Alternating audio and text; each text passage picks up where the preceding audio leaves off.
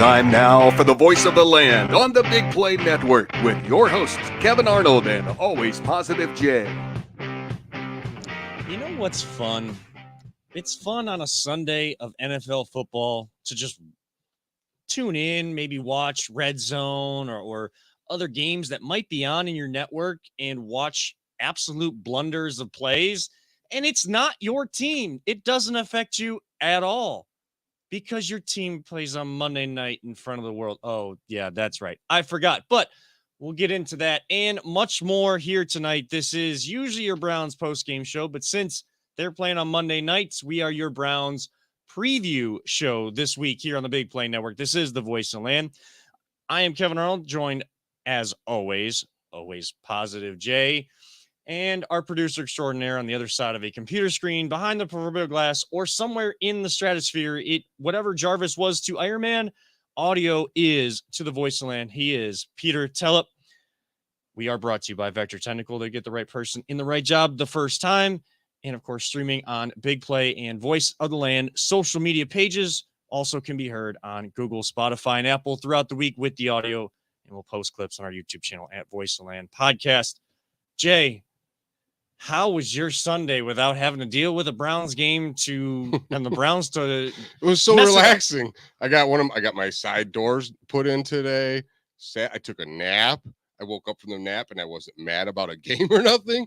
The Sunday fun suckers didn't get me today because they just couldn't.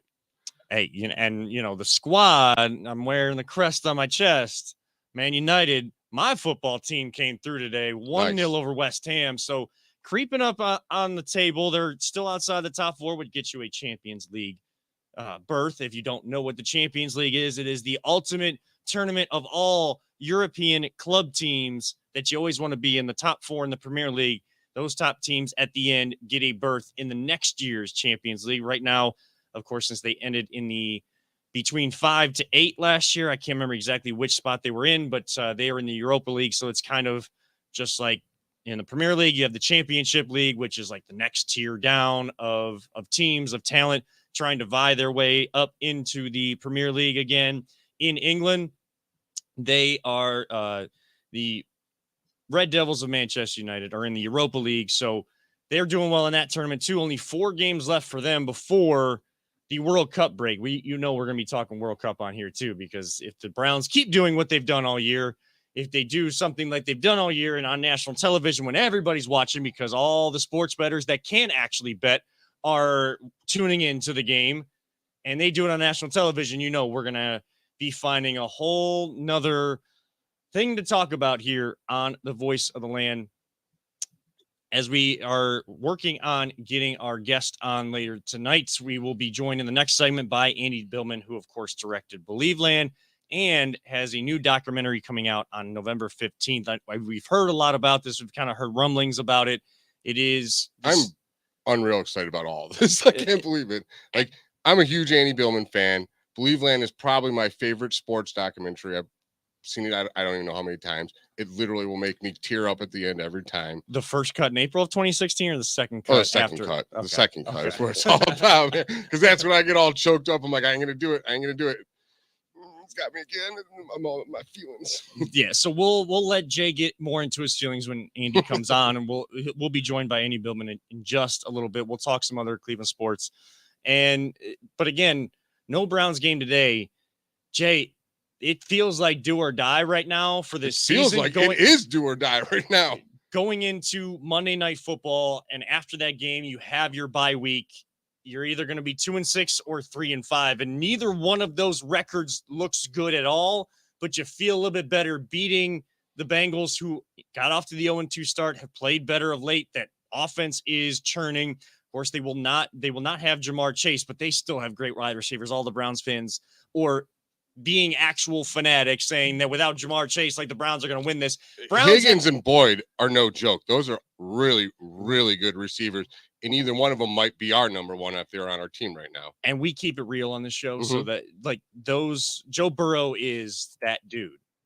T. Higgins can ball. Oh, Joe Burrow's rolling now. Tyler Boyd can ball, and they have other playmakers on that field, and a defense that hasn't played well all year, been one of the worst in the NFL all season in the Cleveland Browns. It's going to be a tough test tomorrow night. Oh yeah, totally. I mean, trust me, it helps with Chase out because Chase is their huge big play guy. But Tyler Boyd can go deep and so can Higgins, but Chase is the game changer. But I don't know if we still even have Ward. Like we got guys down all over the place. He's already been ruled out. Oh, that's good. Yeah. So yeah, I'm nervous about this game, Kevin, and everyone keeps saying, "Oh, we own Joe Burrow. We own Joe Burrow. We own Joe." Like every year is different, and you don't think that's bothering him. You don't think he hears that the Browns own him, the team that he grew up rooting for owns him now. Oh, he's coming with the bib on. I promise you that. Yeah. I hope I'm wrong. He's definitely coming for that. The offense is going to have to be the catalyst tomorrow, and it's going to have to be the catalyst all the way through. They're going to have to carry this team if they're going to win tomorrow night. And yes, they are 2-5, and Cincinnati, I believe, is 4-3. Just because Cincinnati's over 500 doesn't mean the Browns can't win. It's been a season long of so much talent continuing the long legacy since 1999 of the Browns franchise, the reincarnation of the franchise, where they find and redefine what it means to lose in the NFL. I got nothing, Kevin. I've made Jay absolutely speechless on a show where you have to talk for an hour. So I'm glad Andy Billman is coming on, and we don't just have to talk back and forth. Because I'm not gonna lie, I was trying to send him a message trying to get this figured out. So I wasn't listening. And I'm just trying to share our show so that people see it, because I know that Andy's gonna want to talk about, and we definitely want to talk about, but we don't want to give too much away of the new documentary that's going to be coming out, because we're big baseball fans, and from my side, from my family, and now my extended family. With Kevin, you were married in a baseball field. So baseball means a little something, just a little, so we're really looking forward to having him come on, but we got to talk through. We got to talk about these Browns. We got to talk about these Browns. I think we just got to talk it through, I guess. We're fulfilling a responsibility on the show. Now, does Myles Garrett show up in a costume again this year? If he does and they lose, it's going to be, it's going to be a bad look. I mean, the fact that trust me, and we'll get into this later. Like, I love Halloween decorations, and I love the people that get into Halloween, and the people that do decorate Myles Garrett's house. They do a great job every year. And I understand, like, the graveyard, using Halloween as All Hallows Eve and ghouls and goblins and stuff like that, using that to kind of make a joke in a way of, I've sacked all these quarterbacks, or my main job is to come at these quarterbacks. Cavs only up 3 at half, 62-59 over the New York Knicks. Just got that update. If anybody's tuning here and not tuning into the Cavs game, we're not able to because you haven't gotten the access to Bally Sports just yet. Don't worry, Wednesday night against the Celtics, where they just beat them. We'll talk about the Cavs a little later as well. They're on ESPN on Wednesday night. So if you got any sort of streaming cable service and you get ESPN, you'll be able to see the Cavs if you haven't yet this year and you haven't paid for that subscription, which I kind of cross my fingers that my ticket hookup comes through for that Wednesday game. Nice. Oh, I'd love to go to that. Oh, you're trying to get tickets to it, huh? Mm-hmm. Can't tell you from who, but at least on the mic, I can't tell you who. I mean, I'll either be watching that game at home, or I might be in Boardman for Wycliffe boys soccer, who just won the district championship. Oh, congrats to them. First time since 2006. You know who was on that team in 2006? Oh, this guy. Oh, yeah. Only the second time in program history did they win a district championship. And last time we did it, it was a pretty good run. So I think this team with 17 seniors has a good chance to continue to make a run. They gotta face off against a state power, and Youngstown Cardinal Mooney, who we know is like a power in a lot of different sports, but soccer is always one of them too. So, but also shout out to the girls program too. A lot of girls that I coached when they were younger, they made it to the district championship. They lost in double overtime. They played. Listen to this, guys.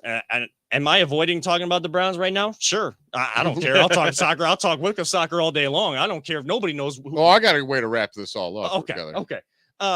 They were in the district championship, and this past week, They had a district semifinal at Kirtland, and they hadn't won in 16 games against Kirtland in 16 tries, and they faced off in the regular season and the playoffs a lot. And we know Kirtland's a state power as well. They've won state championships recently. Ed Braddock is one of the brightest coaches of student athletics here in Northeast Ohio that doesn't get talked about enough. And Kirtland is fortunate to have so many good coaches over there. High school football too, with Tiger Laverty as well. And so they're at a field that doesn't have any lights, and they got to play at 4:30. Well, that's all well and good, but at this time of the year, the sun goes down, and if you're in the playoffs, you have to have a winner. So you're good. Like, overtime is still a potential. 2 overtime periods, 15 minutes each, after you played 2 40-minute halves. Then PKs are still in play if no one scores in the sudden death overtime periods. So they had to go and start the second overtime the next day. So in like a 2-day span, they play like 105, 110 minutes of soccer. And they, couple injuries. They were down a little bit in terms of available bodies to play. And so like everybody is worn out. So after they win and they finally beat Kirtland, which that is a huge accomplishment, a huge successful season in itself. They go into the district championship just a day later down in Richfield, and they go into double overtime again. In a 4-day span, 3 out of those 4 days, they played a total of 205 minutes of soccer. And it took a miraculous shot in like the upper corner that no goalie's going to get. Defenders, it just curled into the net. One of those world-class goals you see me retweeting all the time on Twitter. It took that to beat them. Like, hats off to the entire Wycliffe soccer program and the way that it continues to build throughout. Love my community, love soccer, and I will shout them out at any time. So basically, all these teams we like, and your hometown team, Cavs, Guardians, everybody's winning except for one team.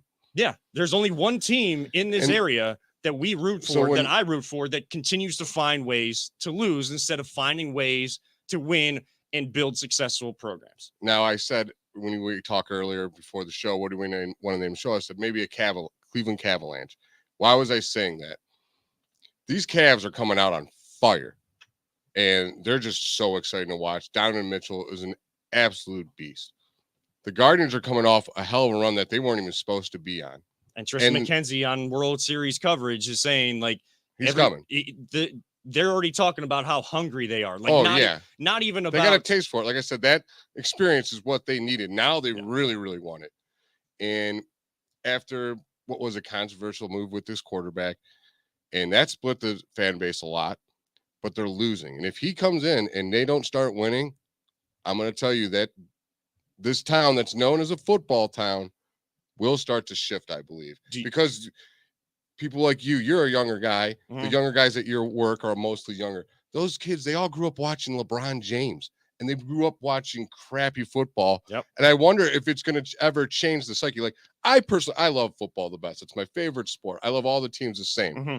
But I could watch football. It doesn't matter who's playing. I could just sit there and watch football, like how you were at soccer. Yeah. And I feel like that's what the Browns are holding on to right now, is everyone's love for football in this town, because it is a football town. It was born in this town, and they better get a hold of themselves. And I can't wait to see Andy's reaction to this guy. I can see him on the screen right now. I was going to say, Jay, I think part of the problem, well, not part of the problem, but there's only 8 home games. Mm-hmm. There's 17 games in the season for football compared to 82 for basketball, 162 for baseball. So it's much more intense, right? Because there's such a limited quantity. Mm-hmm. It's like a rarity. So I think that's why it's just like a huge buildup for football, because it's just once a week. It's mostly Sundays. People are off. It's a big party. That, and just look at the ratings across the United States on just NFL games compared to NBA and baseball. Like, NFL is king in this country. Yeah, but I think if they continue to do what they've done, it's going to suffer. The fans are not going to tune in. Well, at some point that's going to happen, but I'll believe that when I see it, only because, let's say this season continues to go down the drain and we have to suffer through even more crap this entire season. then and people get fired, people lose their jobs at the end. You know what storyline is going to run things while you switch over to the turn of the year, and that's when basketball really starts to heat up and Draft. MLB rumors. It's not and this team won't have much with draft, because if there are a bad team, guess what? There. Houston Texans get their pick. It's going to be, the storylines are still going to be, who are they going to hire in this position that they fired? Who are they going to hire in this position? Oh my gosh, they hired this great person. And now we're going to talk for 9 months about how much better this team is going to be. You can't talk about that until you actually see it. Don't talk about it, be about it. That's what the Guardians are doing. That's what the Cavs are doing. That's what Ohio State is doing, even not at their best. They find a way to win when it matters most. All of these teams we just talked about in the opening segment, to avoid talking about the Browns, was to make a point that no matter what, these teams are finding a way to win when it matters most, just like the Cavs did in overtime against the Celtics, just like Ohio State did in the fourth quarter this past Saturday, and the Guardians won so many games in walk-offs and in big moments in the wild card, and even in that series they lost to the Yankees in. The Browns find ways to lose. If they find a way to lose tomorrow night, boy, that 2 weeks between this Monday night game and the next game, I believe, against the Miami Dolphins in Miami, it is going to be, it better be just Cavs up front, because I won't be able to talk about, and I won't want to talk about Browns for 2 weeks when they're not even playing, and the teams that actually care are out there in front. Now, we're going to talk to Andy Billman, who is also a Cleveland fan, but also has shed light on why fans feel like we do, and what it meant, of course, in the documentary Believeland, what it meant when LeBron and the Cavaliers won in 2016, and why a lot of those elements in that documentary still hold true. And we'll talk about his next documentary coming out as well. That'll happen on the other side of the break. You are tuned into your Browns preview show, but really just Cleveland sports talk all through and through, all sports talk through and through, right here on the Voice of the Land on the Big Play Network. Whether you're looking to hire new talent or start a new career, Vector Technical has you covered. Vector Technical is a 28-year-old staffing firm that has helped thousands of job seekers advance in their career with reputable partners throughout Northeastern Ohio. Vector Technical is more than just a temp agency. With an above-average hire-in rate of 1 in 4 candidates, Vector works hard to connect the right person with the right opportunity the first time. Vector Technical hires for skilled manufacturing and light industrial work and is sure to have a career that you've been looking for. To learn more, visit our website at www.vectortechnicalinc.com. Welcome back to the Voice of the Land right here on the Big Play Network. Kevin Arnold, always positive, Jay, and Peter Tellup along with you. And we are so honored to be joined right now by the director of one of our absolute favorite documentaries. But of course, we're always into the sports documentaries, but was gracious to come on here tonight. He is Andy Billman. Thank you so much for taking some time to join us here tonight. I know we were talking in the break. You have some strong thoughts about the Browns as well. Feel free to get those out, but thank you so much for coming on here tonight. Well, thanks for having me on, and let's go Cavs up 3.5. Hopefully they can close it out here against the Knickerbockers. I think the Browns, to lead off with them, I just did a radio show, and I call them the Analytic Browns based in Cleveland, Ohio. They are the Analytics Browns based in Cleveland. Mm-hmm. They are very analytical. They do the same thing every game. They're not very hard to decipher. My son and I usually say, this is about a good time for an unnecessary pass. And, they are doing things that just drive you crazy. And then you watch the Ravens on a Thursday night game against the Tampa Bay Buccaneers run it right down their opponent's throat. They run it right down against our throat last week, which is vomiting. And yet we don't seem to want to do that as a Browns organization. They're very analytical. I think this is a very deep situation where I've seen 1 in 31 with Sashi Brown. And I feel like we're back on that train where it's like we hear answers, but you can kind of tell. It's like, so what's going to happen next game? We're probably going to pass the ball a lot. It doesn't make sense. We're going to trade Kareem Hunt. That doesn't make it's just depressing. So we've dubbed them the Sunday fun suckers. They will literally suck the fun out of every Sunday from you if you allow them to. Well, again, it's the analytical Browns that are based in Berea, Ohio, based in Cleveland. And it's sad. I think they need a huge culture change. And I actually, emotion is a part of football. I think in baseball, it's very analytical at times. Mm-hmm. And there's too much analytics at times. And there's certainly that in basketball, there's 82 games and there's 162. Football's only 16, 17 now, 17 of these guys. And I was blown away by some of the comments that everybody was talked about when Stefanski said, hey, we've got our blinders on and, it's another game. This is the Bengals. It's not the Ravens. It's not the Steelers, but it's the Bengals. It's a battle for Ohio. It's Sam White, Boomer Esiason, Kosar my era.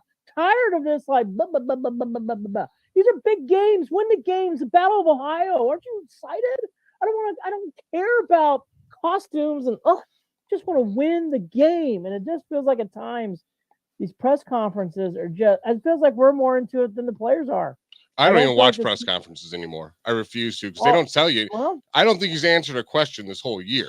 Yeah.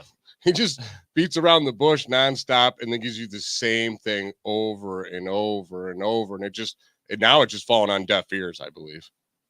Yeah, I just think there needs to be a huge emotion push. So, and I actually think, I think if I were in there, I'd be like, I think we need to talk to Mr. DePodesta and really ask, are we going to do analytics Browns? Because analytics will tell you you're 2-5. You can do whatever you want to, and there's no emotion on this team. We need emotion back. And yes, these rivalry games are important to us.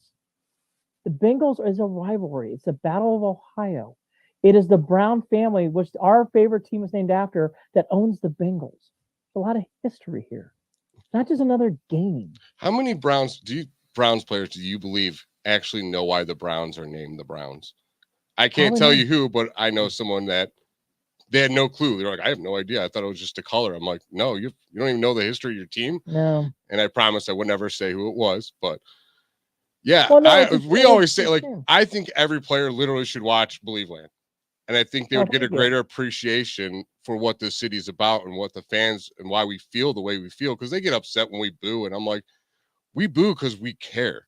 Like, well, yeah. I mean, the booing thing, look, we don't want to boo either, but we're just frustrated. Yeah. Don't take a again, it's a business, not personal. We actually like you guys. It's not a dislike. It's just your performance on the field. That's how it works. Look, the Browns have a very great and rich history that doesn't get discussed. And probably because some of that is this is an expansion team that started in 99. Mm-hmm. Even though we have the team name, even though this history we know is much deeper than that, to a lot of people, it's just another team that was born in 1999. It's like not the case. The culture stayed with the fans, but didn't stay with the team. Well, yeah. I mean, truthfully, the Browns are a team that's black and purple that plays in Baltimore. And it's very, very frustrating to watch them play. Yes, I can't stand the Ravens because of that. Oh, I mean, it's just, anyways, I don't want to get too deep, but there is a huge thing for the Browns to me that this is not just a push the button where it's like, hey, Deshaun Watson's coming back. Let's see what happens. I was one of the few fans and I kind of got beat up for it, and it's fine. I thought I saw the writing on the wall after the Jacksonville preseason game. I just didn't see a lot of good things, and it really hasn't changed my mind throughout. I'm glad they beat Baker and the Panthers. I'm glad we beat the Steelers on Thursday night, but I just think there's a long road to go for this team when it comes to, like, how do you win games again and how do you win a string of games to get into the playoffs? It's not about non-talent. It's not about anything like that. It's just simply about getting down to the foundation of, I feel like too much we're in an analytical team and not trying to win games and playing the emotion of the game. I just don't feel emotion sometimes in these games. And you can tell, No, go ahead, Andy. Go ahead. I'm sorry. No, my last point is I just think this is a very special organization and team. And if anybody's ever listening to this, it really means a lot to us. And the Battle of Ohio is the Battle of Ohio. It's not Cincinnati. It's Mike Brown and, Paul Brown's family coaching against us. It's a very, very emotional game. And I just feel like at times the Browns kind of walk through the emotions. Mm-hmm. I know they had a big argument after the game, which is good, but you'd like to see more of that in the field. I think emotion is something we've talked about too. Emotion, you even watch after the game when the Browns post on Twitter or on social media, the after game speech, theirs looks a lot different. If you really look back in hindsight, it looks a lot different than other locker rooms. There is no emotion. It's the exact opposite than what does go on with the Cavs and what goes on with what went on with the Guardians and the teams wanting to be together and not just on the floor or in the stadium, but outside of it too. It just feels like everything is connected with two of the teams. This one is deeply disconnected, and we're just hearing the same talk after the game. If they lose this week, which we don't want to see, but if they lose this week, Andy, do you see, some sort of the owners jumping in again and trying to make some big move in the bye week, or are we just going to keep going until the end? And that's where we'll see Black Monday for us again. Well, I mean, you're heading towards Pittsburgh annihilation. I mean, you're going to go to Pittsburgh and things are going to go down. I don't want people to lose their jobs either. So I don't like talking about this stuff because I know jobs are on the line. Yeah. But frankly, there needs to be a huge check-in of I just feel like this organization is very driven by analytics. Mm-hmm. And there's a lot of organizations that use analytics, but it feels like it's been forced a lot. Because this is not a disharmonized group. This is not groups we've seen in the past where you can tell the front office and coaching staff's not getting along. The Browns seem to get along. Here's what drives me nuts about their analytics is Yeah. I could go back and dude, I'm a public school kid and I could look at the plays and be like, oh, when we run the ball more than we pass the ball, we score. So you'd think those numbers would add up for them and they would see that the trend is, oh, when we run the ball more, it sets up play action, not pass to set up the run. It never works that way for us. It's never worked for us. If they look at, I don't see how they don't see the numbers where when you got an empty backfield on first down, when you have the best running back in the backfield, these guys are so much smarter than me. Why aren't they seeing what everybody else That's sees? analytics. Analytics says you don't change things. Yeah, you it just drives put me the nuts. equations in and it spits it out. You Yeah. don't change things. Kareem Hunt needs to be used in the fourth quarter late. That's crazy to me. Why not use Chubb and Hunt late in the game? Why not have both your star players in the game late in games? What happened to screen pass to Hunt? Well, screen pass to Hunt, but just simple decisions. And again, they do everything on formulas. They do everything on equations. And by the way, that's why I think sometimes you see good success in certain moments because their analytics does work. And if it's hitting on all cylinders, we've seen the results. But when something's off in the analytical equation, the Browns seem to have a very hard time making adjustments. They just seem to go back to and there's no emotions. It seems and certainly analytics is not teaching communication on defense at times. Mm-hmm. So I mean, I don't know. I don't know. I'm analytics out. This reminds me, even though they've won 2 games, it reminds me of 1-31. It does. It really does. And there's, some of the same people. And that was kind of the question mark when Andrew Berry was brought in. And yes, I know that he's made some good moves, but it seems like, late round picks, even second to the end, haven't really come through. And we were all about JOK last year, but his sophomore year hasn't been very good. And some of these guys that are now on that 3-year grading period, these later round picks where you really make your money and you really make your team, haven't come through. It seems like analytics that they use, whatever numbers they're using, those are the numbers that are successful with other teams because they have different talent. They're going based off of the averages in the NFL, not what actually works for their team. I just don't understand why guys continue to come into this organization and want to act like they're smarter than everybody else instead of just doing what is right there in front of you. Well, what is remarkable too, Kevin, is that they're using analytics. And Pro Football Focus will tell you is that our defensive tackles are having an awful year, awful year, and yet they're not going to sign Dominican Sue. They're not going to do other things. And okay, fine, but it's like Jordan Elliott. Sure, he's a nice kid. He's not playing well. The kid Brian we got from Jacksonville, he's not playing well. Like some of these things are just very clear and obvious. No, and I just can't explain it. I mean, look, nothing against the guy. Anthony Schwartz is not a good draft pick. It's not going to work out. He's a track guy. We've seen Greg Little. We've seen this before. Like we know. And it's like, I just put my head down when it's like, I know people were like, oh, but this is just a preseason. Schwartz won't be playing. Like, we'll see. But Schwartz has been out there a little bit, and that's not good. That's not what you want to see as a fan. And there's just been a lot of that this year where, to your point, they've been relying on their own analytics, but yet the Pro Football Focus stats, which I would assume they're similar, have been saying how badly some of these players have been playing. I don't know. It's been a very big mystery. They definitely dug their heels in, and boy, how annoying are the Knicks right now. Bronson going off. But I just feel like, I just hope that some emotion gets in this game because this is still a very important game. As an 80s kid, I don't like the Bengals. I know they're not like the other two teams, but they really have stuck in my craw over the years. And, I would like to see them take it to them and win this game. And I playoffs aside, I think I'm beyond that. Let's just win a game. Let's get some emotion back in the city and this town. And then we'll talk about playoffs and other things because to your other guys' point, I mean, I'm done with this. I'm very down on the draft. Even if they had a first round pick, I'm like, I don't want to talk about the draft. I don't want to talk about like, oh, Kareem Hunt's getting a fourth round pick.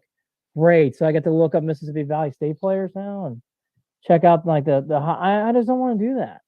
I don't want to do that. I just want to talk about here and today and win. And it's sad because I think obviously the biggest player in this is the Deshaun Watson thing, which is definitely divided the fan base. Anybody could tell you that from afar. So because of that, I think it's been a very odd, very, very, very odd Brown season. Andy Billman, director of Believeland, and of course, War on the Diamond coming out soon. Joining us on the show, Andy, do you have a couple moments to join? Stay with us. We have a quick commercial break, and then we'll talk positive things. Yeah, positive Jason. Yes, we're going. Look, the Cavs are good. Ryan's had a great year. Just forget about the Breeze boys. Trust me. I went on a rant last week. I got it all out, so we wanted to at least give you an opportunity to get more of it out because if it sits in there, it's never a good thing. So that's right. Andy Billman will stay with us here. We'll get into more positive things and just for Jay himself. Yeah. We'll get into more positive things on the other side and talk about Believeland and the upcoming documentary War on the Diamond. On the other side, this is the Voice of the Land on the Big Play Network. Are you struggling to hire the right talent or maybe even find the right career? Vector Technical makes it easy. Since 1992, Vector has provided Ohio employers with a reliable process for hiring and have helped thousands of job seekers advance in their careers. Vector Technical is more than just a temp agency. We invest time to get to know each client and candidate personally. Vector places people in job opportunities that they are truly excited about. Interested in learning more? Visit our website at www.vectortechnicalinc.com to see a full list of our current job opportunities and to find out what Vector Technical can offer you.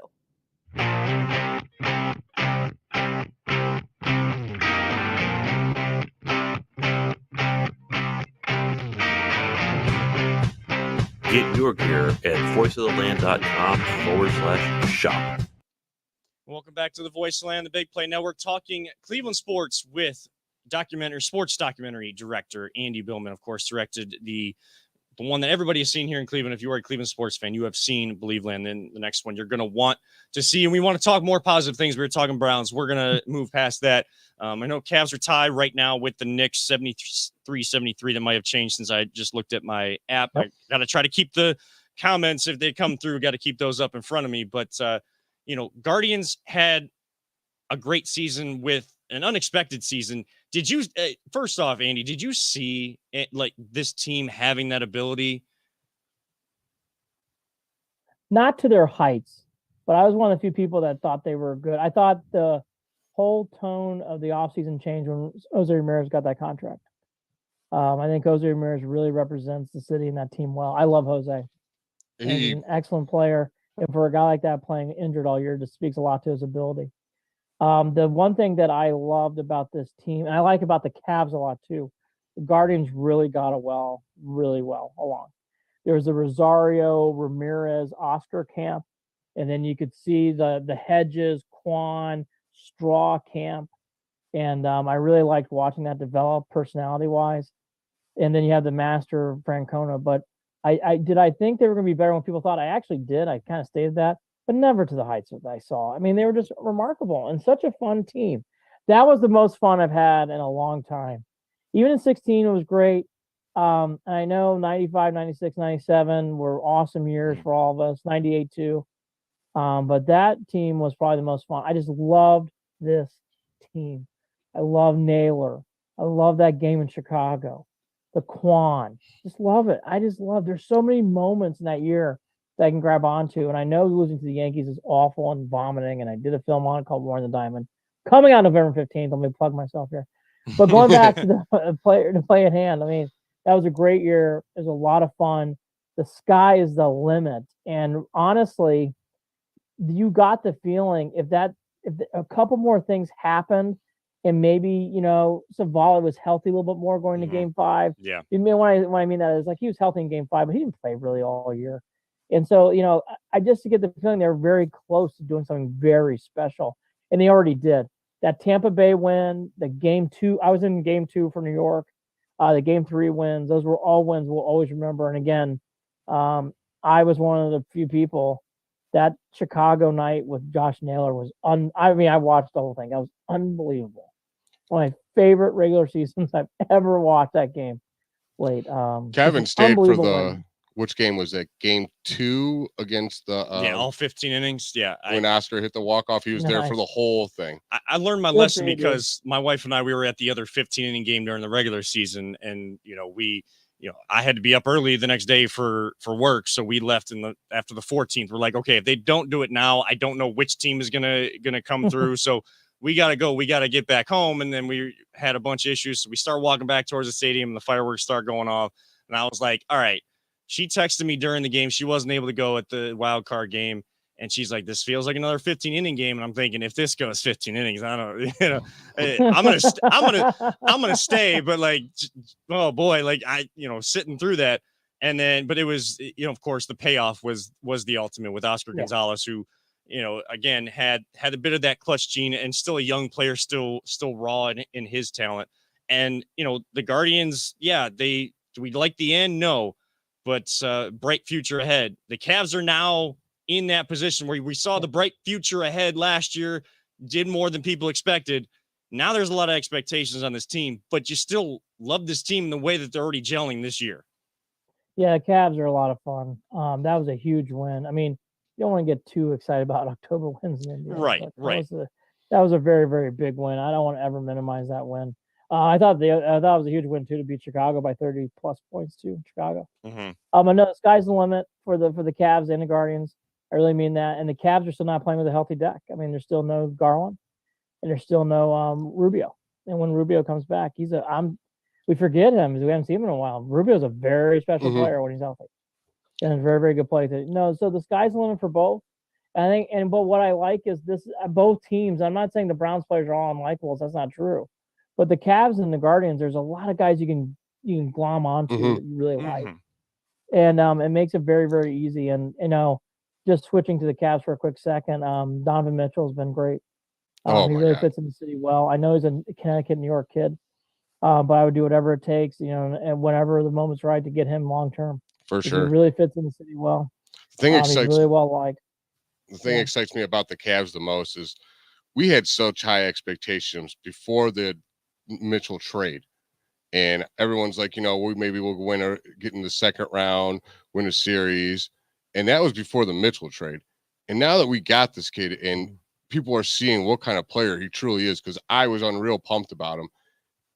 I mean, like you said, the sky's the limit. Like, I think they can come out the East. He didn't also have like sour grapes either. No, thinking he was going to New York and thought he was going home. He went to a different team and he's not sulking or anything like that. He bought in. He's just buying in and knows he was probably brought to a better situation anyways. So he's buying in. And I think it's important that while October wins, you can't get too high on. I think it's important they're stacking wins with their injuries or the pieces that are missing, because it's a long season. You're going to see those downturns too. They're going to lose a couple in a row or something like that. But I think it's important they're stacking wins. And again, they're all having fun. So it'll be easier to get through those tough times. Agreed. And look, there's goofiness that's going to happen. And I mean, even tonight, the Knicks are giving them their best shot. And that is different. The Cavs are going to get everybody's best shot. I mean, I'd be surprised if it's not. And that's it. But that prepares you for big success. Yes. Even with some losses. Look, this is all about the battle to get the trophies and get the banners. So you got to take some losses. Like tonight's game against the Knicks, I'm not surprised. I kind of felt this was coming after such a high emotional win, playing a Knicks team that's very hungry, that usually plays very bad. They play a lot better in the first half of the season than the second half of the Knicks do. So I'm not surprised that they're getting a kind of a battle. And going back to the Guardians too, that's why when Francona, they get these wins, you laugh in May. And yes, it was a great moment for Naylor, but that was a win. They got that win. I mean, I think that took a lot of the White Sox that win. Mm-hmm. You know, during the year, they do it again to the Celtics. Maybe that takes a little bit out of the Celtics if they happen to play in the playoffs. Those are the things that you can really stack as the year goes on. So, to your term, Kevin, you're right. These are stackable wins, but not just wins and and the analytics of wins, but also emotion. I thought that White Sox loss was a really big win for the Guardians and a bad loss for the White Sox.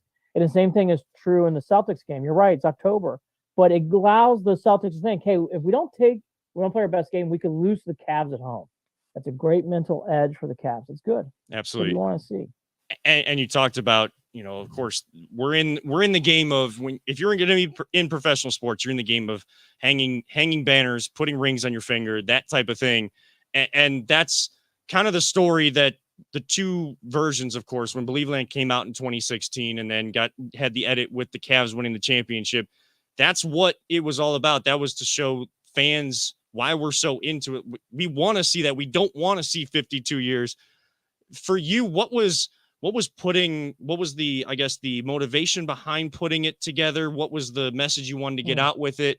And, what has been the response to it, even to this day, as people continue to talk about that documentary? Well, I mean, I got hired out of University of Toledo at ESPN. So one of my early days at ESPN, man, the Knicks are making every shot. God. I love this so much. They're up 7. The miracles of the internet is you can do a Zoom and watch the Cavs on the other screen. So Cavs down 7. But anyways, when I was doing in my early days at ESPN, I sat around a bunch of people. And, one of the first questions you get asked is, what kind of fan are you, obviously? So 2002, everybody went around the room. And there's a lot of, Boston and New York, some other teams. But, when it came to me, I go, well, I'm a Cleveland sports fan. And one gentleman goes, why would you do that? I go, I'm sorry. I'm like, what do you mean? He goes, Cleveland sounds terrible. I'm like, it's really not. Like, I had a great fandom. Had some tough times, but, I really enjoy my teams. And from that really stuck in my head for a long time working there. And I loved ESPN. It was a great company. They treated me so well. But that moment stuck in my brain. So when I was given the opportunity to direct the film, I kind of took it through my emotions of what it was like to be a fan and things I was told and things I grew up in. I mean, again, I grew up in the high 80s, so that was awesome for a Browns fan, and obviously too for the Cavs a little bit with Price, Doherty, and Nance and Elo. But on the other end of it too was like the Indians and major league years and bad losses. So I just want to talk about how much of heartstrings it plays in that city, because I really believe sports is a major faction in the city. It just does, and I think that film proved that. It totally points out, but economically. Because I made my fiance watch, and she's not a sports person. I'm like, you still need to watch this because this is our town. I'm like, watch how it points out how our economy does. It goes right with our teams, and the teams lift the people up big time. Yeah, no, it's true. I mean, again, the economic dollars of LeBron, the economic dollars of, I mean, the biggest one to me could have done a whole thing was Gateway. Mm-hmm. I mean, Gateway changed everything. It's amazing how that just spurred on the Indians, now Guardians, to winning. My dad was a crane operator for all that. So, it is. Yeah, like that, all that work actually propelled our family income a lot. So, oh my God, yeah. And like, the other one too that we don't talk about enough, Rock and Mortgage is one of the best arenas in the NBA. Oh yeah. It is a fantastic facility. It gets talked about a lot by high-end people who aren't from Cleveland, saying, man, this is a magnificent facility. I mean, I rank the stadiums. I think I'll call them by their original names: Jacobs Field, then Rocket Mortgage, and then that football stadium on the lake is terrible. I'm sorry, because they were forced to make it. We're staying all positive here, Jay. It's so bad. I mean, it might be because I said the 500s. Jay, positive got flushed. Yeah, my dad helped build it. I'm just ripping on it. No, but I know what you're saying. I'll say this though: I've done this too long. Browns start winning games. That stadium looks a little better. Yeah, feeling a little better on the lake. I just want my food warm when I buy it there. That's all I care I about. hear you. So, kind of a clunky walk, kind of cold, but you know what? You're skipping if you're 5-2. I ended up you're feeling pretty good. So I will say I play some big. That's why I laugh when we talk about uniforms. I'm like, just win. Yeah. Yeah. Win a game. Winning solves everything. Everything. Andy, before we touch on, of course, talking about what's coming out with War on the Diamond, I do want to touch on, one more piece of Believeland that really touched home for me. And that was in the, like the redo of it or the edit of it when the Cavs did win, and the focus of, the people that were interviewed and spending Father's Day either at the game or watching that somehow, and fathers with their sons or their daughters, and watching the Cavs win that day. Was that part of when you added that piece at the end, of course, showing that the Cavs finally ended the drought after what the original documentary showed, but was part of that to kind of show that that generational fandom too here in Cleveland? Look, you didn't even need to like set it up. And what I mean by that is it was natural. It was organic.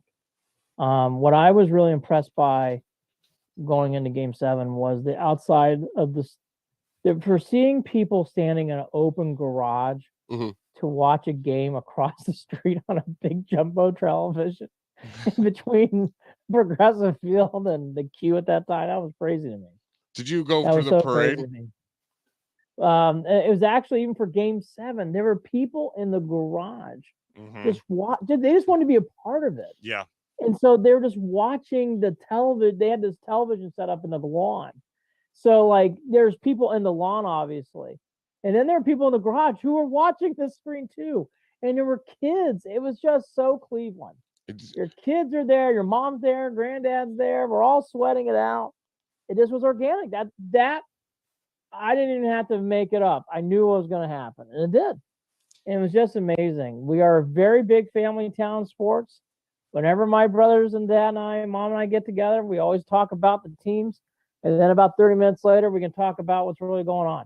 Because, I mean, that's just how it works. It's a very unique city. And I'm not saying other cities don't have it, but Cleveland, it is a big heart. It's a big part of the blood of the city is these teams. I probably watched Believeland 10 times.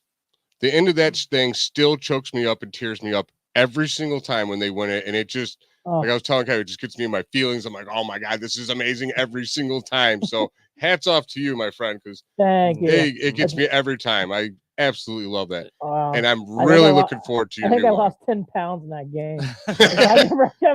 I had to stay home and watch it by myself. Games like that, I can't be around people. I solely watch games like that by myself. Well, me too. It's a special game. That I have. I'm getting remarried. My fiance is not a Cleveland fan, and I made her watch it. And she goes, she gets blown away because I'll be I mean, I live in Connecticut, but I go back to Cleveland quite a bit. And then someone I'll wear a Guardian shirt. He goes, Cleveland, just unbelievable. Your fan base. Yeah. It's just unbelievable. It really is. For people who don't travel outside, you can walk in Madison, Connecticut. I guarantee you, I ran into someone the other day. She was from Shaker Heights. We started talking. Next thing you know, we started talking some more. She goes, I can't watch the Browns, but the Guardians are still making a run at that point. It happens throughout everywhere. It's amazing. It's not just in Cleveland. You go to other places.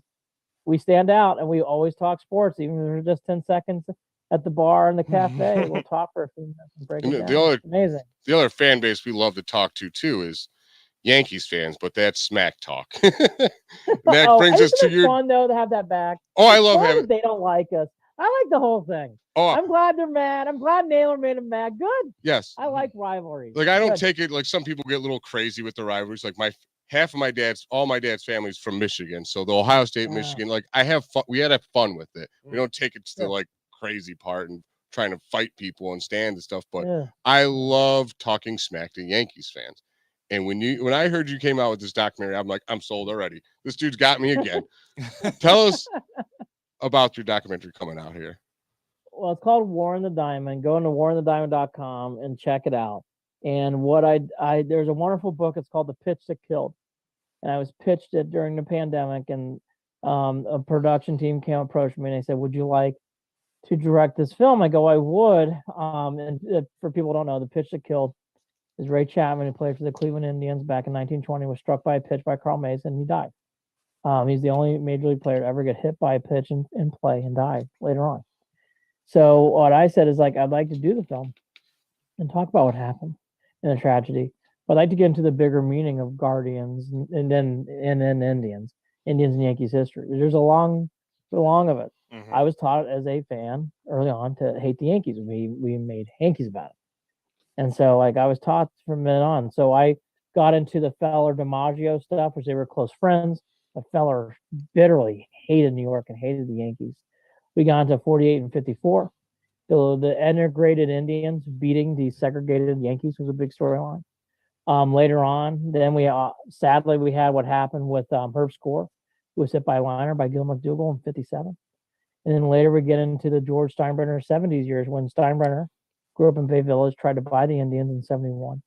Sadly did not end up buying the Yankees in kind of a revenge. And well, the rest is history. And then that one. Yeah. And then so we get into what happened with George and why did it fail, and what ended up happening with the Yankees.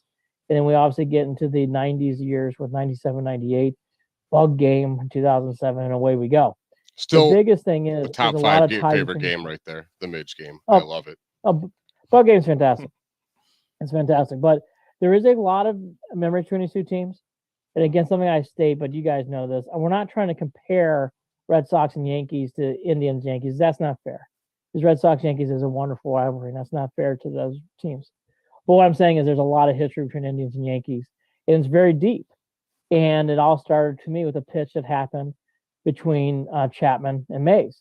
And ironically, the Indians went on to beat Babe Ruth and the Yankees that year to win the AL pennant and ended up winning the World Series. It's amazing. I've heard of this documentary, and several people have kind of mentioned that something like this was going to be coming. And then when I saw that you were the one directing, I was like, I'm definitely in. My wife and I, we actually got married in May, and we got married on the field at League Park. And so we had wow. We had the first ever wedding that they knew of at that place, especially since since the city of Cleveland took over, and then we had a baseball theme reception and all that. So like baseball runs deep in my family. So I've been in knowing the emotions that's like Jay said, tip of the cap to you, like the emotions that we got out of Believeland, and like how deep I was brought up to be a Cleveland fan, and now to have like this baseball, especially the story between the Indians and the Yankees, and of course now the Guardians and the Yankees, but Cleveland baseball versus New York Yankee baseball. I think that, kind of telling the story, what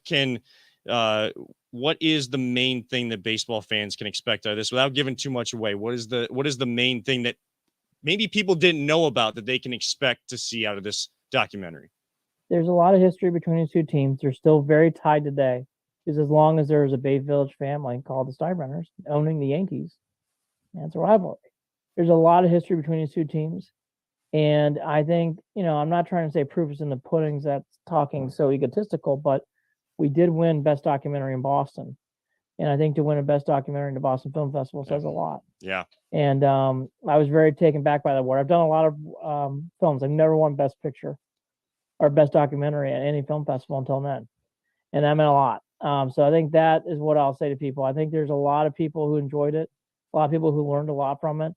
And if you're watching this and you're not even a Guardians or Indians fan or whatever, I think you'll really get a kick out of it. I think it's a lot about the history of baseball, the importance of the game, and why these things matter, and why baseball was the national pastime for a long time. It's not anymore, but why it was and what makes the game so special. Why I appreciate this document coming out too is a lot of these younger guys, they don't really understand, they don't know the history of baseball.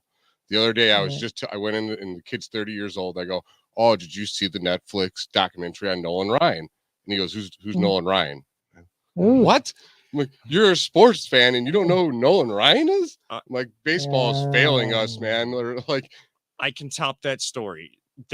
I went to Seattle last year for my sister's wedding. She lives out there, and we went to one of their soccer games at the football field, and we wanted to take a walk around the baseball stadium, at least to kind of see what we could see inside. My wife and I, we would love to do a around the MLB parks trip if we could. Sure. And we see the statue of Ken Griffey Jr. and we're just kind of like walking past it. We're going over to the corner of the street where our ride share is going to be picking us up at. And we kind of pass a mother and daughter, and my wife heard this, and the daughter asked her mom, who is that? Who's that statue of, mommy?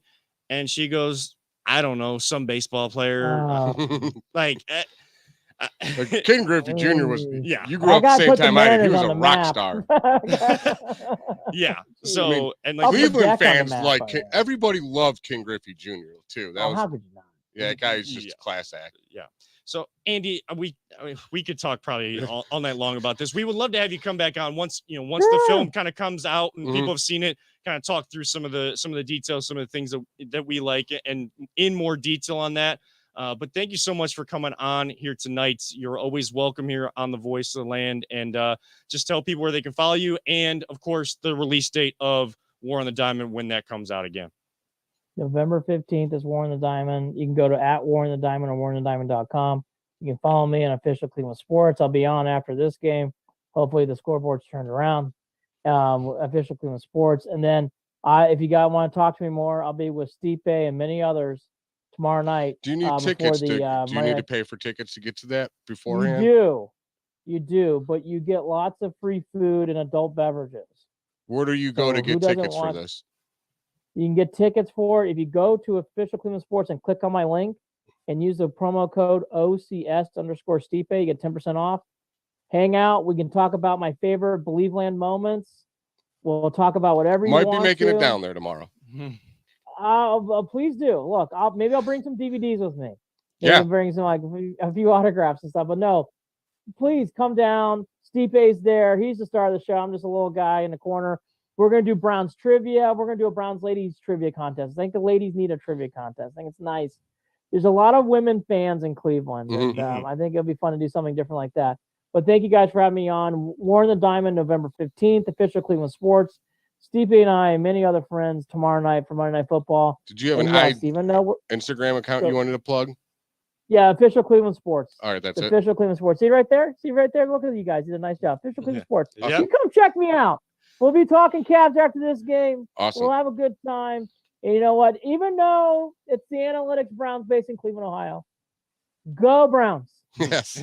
Go We'll be rooting for you hard. Go Cleveland. Always go Cleveland. Cleveland first. In the front of our heart. Thank you so much, Andy, for coming on tonight. Yes, we it was really an honor. appreciate it. Andy Billman, director of Believeland, and of course of the new documentary coming out. War on the Diamond coming out November 15th. WarOnTheDiamond.com to get more details on where you can catch that when it does come out. And of course, at Official Cleveland Sports on Instagram, they do always go live on there after each Cleveland game to talk about it. Go over to the Instagram account and then get the promo code to head over to Stipe's Monday Night Football event that he will be at. We are way late for our last break. We were going to get that in. We're going to do a quick segment to end the show. Maybe it'll be our quickest segment. I'm not going to tout that like I did last time. This is the Voice of the Land, the Big Play Network. Are you looking for a career in manufacturing? Vector Technical has you covered. Vector Technical is a 28-year-old staffing firm that is partnered with some of the biggest and the best companies throughout Northeastern Ohio.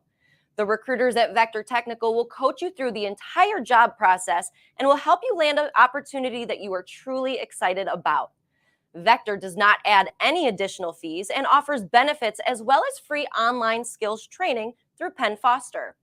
To learn more, visit www.vectortechnicalinc.com and make sure to check out our job board to see a full list of our current opportunities and apply. Welcome back one final time this Sunday evening, last Sunday in October, to the Voice of the Land on the Big Play Network. Kevin Arnold, always positive Jay, Peter Tubb, our audio, our producer extraordinaire, who did a great job of putting the social media handles for Andy Billman, who just joined us. If you missed it, again, we'll post the clips throughout the week and, leading up to November 15th release date of War on the Diamond. Go to WarOnTheDiamond.com to get more details on it. And then Jay will text the group about more details about the event with Stipe. But I know it's going to be a great Halloween event. It's a Monday Night Football event. There's food, tickets at Official Cleveland Sports on Instagram. There is a promo code on there. Andy Billman will be live, and I'm sure he'll be talking about it too as he talks Cavs. Go to at Official Cleveland Sports once this Cavs game ends. I know they're losing right now. Hey, you can't win them all. It's an 82 game over season, till it's over. but it's never over till it's over with a Cleveland team. So if you're still tuned into that and you came back to this on replay, thank you so much. And hopefully you're more excited because the Cavs won. But even when the Cavs lose, it doesn't feel anywhere near as bad as when the Browns lose because they redefine what it means to lose. Final segment here, though. We got big announcements, don't we? We got big announcements. Then I got just like a very quick rant. Jay, your big announcement first. All right, Kevin. I told you I was going to debate this for a while and mull over for the week. I had 2 weeks. So I was off. I am now a fan of Manchester United. Oh, let's go, boy. baby. Man. You're going to have to teach me what I need to know, so I'm not going to try to be the fan you are. But one day, I hope to be the fan. See, now everyone at the ESPN crew are all picking teams. I'm like, I just can't go against my guy. I got to go with this team. Hey, it's a good time to jump on. It seems like they're finding their groove. I will say that there has been a stretch of time being a United fan that has felt not nearly as bad, but a little similar to being a Browns fan, with them finding ways to lose or having a lot of talent and making those subtle little mistakes. But I feel like they're in the right direction. They have a manager who told one of the greatest players of all time, if not the greatest player of all time, Cristiano Ronaldo, to go home because he pouted when he wasn't put into a match this year. He told him to go home, basically suspended him for a game. He came back in. He's like, oh crap, someone's actually holding me accountable. The rest of the team's like, whoa. Oh, yeah. We're holding the top player, the best player in the history of this long time loved sport overseas. We're holding him accountable. All right. Like, we got something. We can respect this guy. So I think that was a small but big moment as well. And again, they are trying to climb back after losing their first 2 games, and everybody was continuing to make fun of United this year. They are climbing the table in the Premier League. They're doing good in their European tournament in the Europa League. They have 4 games before the World Cup. Guys, World Cup is going to be talked about on this show. I don't care. Like, if people tune out, I don't care. I'm going to post all those clips. We are going to talk World Cup because there's going to be some epic games. And to get that leading into the holiday season, chef's kiss. I just thought it was funny because I was so excited to tell you about me. I was like, all right, Kevin will really get. Oh, and then comes in with these Manchester United gear on. I'm like, this is perfect. This is perfect. So they're red and black then. Yes, red and black. They're known as the Red Devils, but most of the teams really don't go by their like how it's the Cleveland Cavaliers, their nickname. They go by the city or whatever. They go by yeah. I mean, I know that Emmett Golden from ESPN Cleveland, who's been a Tottenham fan for a little while now, he jumped onto the bandwagon of soccer from FIFA and played with Tottenham a lot. Then started watching them, started YouTubing what it like. Hey, Tottenham, going down. They do call themselves Spurs or Tottenham Hotspurs. Like, they do go by that. They're one of like the few teams, mostly if you say Manchester, it's either Manchester City or Manchester United, Chelsea, Arsenal, Liverpool. They don't really go by their nicknames as often. So, but I would say follow what Emmett did. Go on YouTube and kind of look up the history of the team and just soccer in general. There's a lot of good stuff. When I go on YouTube, I have you. It's like, I can only Kevin, want to talk soccer? Yeah. Like, I don't need YouTube. I got you, man. If anybody's watching, I just kind of like blush a little bit. Yeah. Another reason to blush though is and to kind of get that bright smile on the face.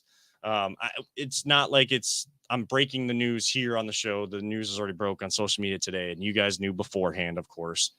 But Jana and I are we are so excited because we are going to be welcoming our first kid come May of next year. We are expecting our first kid, and it is a great time. I always wanted to be a dad, and we try to think about like how to announce it. I almost thought about doing like the dad look, the button-up shirt tucked into the jean shorts and the Nike Air Monarchs and stuff. But you did it perfectly. Yeah, we did it with Marvel. I can't put Air Monarchs on my feet. There actually was a point where that's all my family could afford. Like freshman year of high school, I was wearing Air Monarchs before like they became the dad shoe because that's all my family could afford. And I was gracious to have anything that I could get on my feet. Like, I have no issues with it. You guys know who I am with shoes. And like, I couldn't put those on my feet after I can't go back to that. But yes, we are really excited. Both of our families are really excited.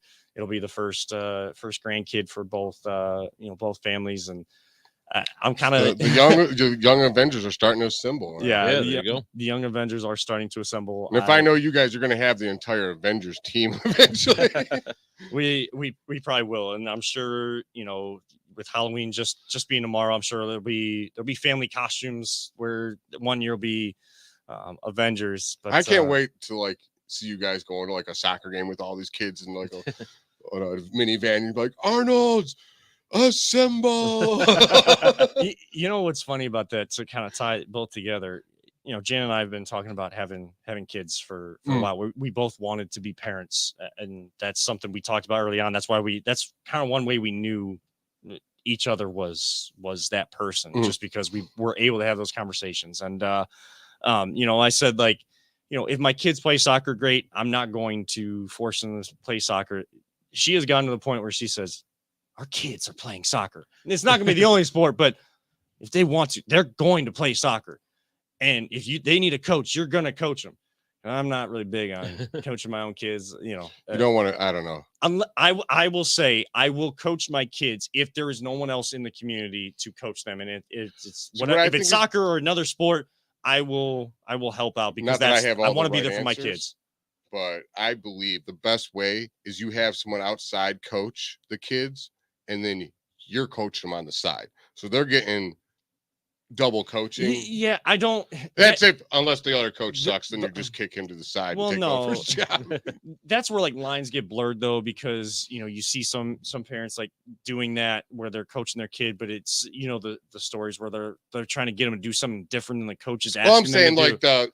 Just learn the fundamentals and stuff. And that's the type of person I would be. I would never undermine a coach. Like I would never say anything bad against like any. I've coached at Wycliffe before, and they're having so much success. Like, what is there bad to say? But like, even if I disagreed when I went to a game, like I could never do that. Like, that's what their program is built on.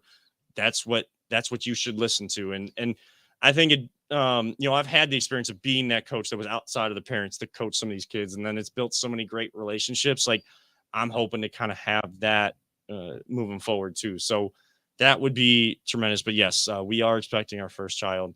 And we are so excited to finally be able to say that to everybody and get through the first round. Congratulations. Yes, congratulations. Very excited for you. Now you can go to toy stores again. And not look weird. Lego set for you. There it is. Not look weird. Like when I go shop, I know what you're talking about, because I always feel weird when I'm by myself buying my nephews like gifts. I'm like, dude, why? I feel like this like old man buying a Lego set. Then again, I probably still wouldn't. Well, I'd buy a I don't set I don't think it's that big of a deal anymore, honestly. But I was gonna say the shoes. If you really want to go for the dad look, you got to get the pristine white New Balance. Oh yeah, all leather. Yeah. I know what. Yeah, you ain't ever going dad shoes. I know you. No. Tiffany won't let me go dad shoes, even though they won't be able to wear them for a while. I did not do this. I don't care if you guys believe me or not. Jana bought the kid LeBrons. Like a toddler LeBrons or baby LeBrons. She bought our kid LeBrons before he's even born. Before they're even born. That's what's up. And I know again it'll be a while before they can actually put them on. We found them cheaper because they're like an older model, but they're still in great condition. And she's like, if we can find the adult shoes, like the adult version of them, you got to wear the same shoes as your kid. Like I told you earlier, man. Uncle Jay is coming through some gear for the kid. I know. I appreciate That's that. why I don't have kids. I get to spoil everybody else's kids now. It's fun. I know every guy says that they're lucky, or every significant other says that they're lucky. Like I'm one of those people that get to say I'm beyond lucky to have Jana in my life and to have a kid. Kevin, I love you, but she's the better half. I say that to everybody too. Don't worry. I admit I know you know it's true. I was gonna go on a rant at the end of the show. We're kind of like way late. We'll save it for next week. We still got time. We can save it for next week. All right. I think we can save it for you next have to pay week. attention. I know it's a bye week. Tune in next week to hear this epic rant because it's going to be a good one. It's a bye week. We're covering some soccer games, some all-star soccer games next week. But Peter, we can do a show, right? Yeah. I think. Yeah. Because I think the second game's at 2. Yeah, it's only at Hawkins, so it's not like it's not far. I think one's at 12, one's at 2, so we should be fine. All right, I got an epic rant, but it's not sports related. That's all I'll say. We're gonna save that for next week because we got to get out of here. I might be in this rant because you got me all fired up before the show too. Jay's got a significant other, Peter's got a significant other, and kids. I got a significant other that's pregnant, we got to make sure we get home and spend time with our family too. So, and making sure everybody can tune out to go spend time with their family on the rest of their Sunday night before Halloween. Happy Halloween to everybody based from us here at the Voiceland. Hopefully everybody's had some safe celebrations to this point, and stay safe through tomorrow Cavs night. up by 2 with 5 minutes left. Cavs, that's why you never say die as a Cleveland team. So a good game going on. Make sure you tune into the Cavs. Tune in the Browns, because we're always going to do that. Go Browns tomorrow night. It is Monday Night Football. Thank you again to Andy Billman for joining us. If you missed it, go back to Voice of the Land podcast on YouTube. We'll have clips. We'll have the full show. Andy Billman is a guy who's not about it. He is about it. Yeah, he doesn't talk about it. He is about it. For a guy that is about it, doesn't just talk about it, always Positive J, in another one, wherever he may be, audio or Peter Tellep. I'm Kevin Arnold, reminding all of you sports fans, don't let anyone ever tell you it's just a game. We truly love you all, 3,000, as we build the Young Avengers on the Arnold side of things. And as our great late friend Mike Allen always used to say, and we will continue to say, live life, all gas, no brakes. If there's something you really want, go for it. This has been the Voice of the Land, your Browns preview show that is a post-game show right here on the Big Play Network. We'll see you next week.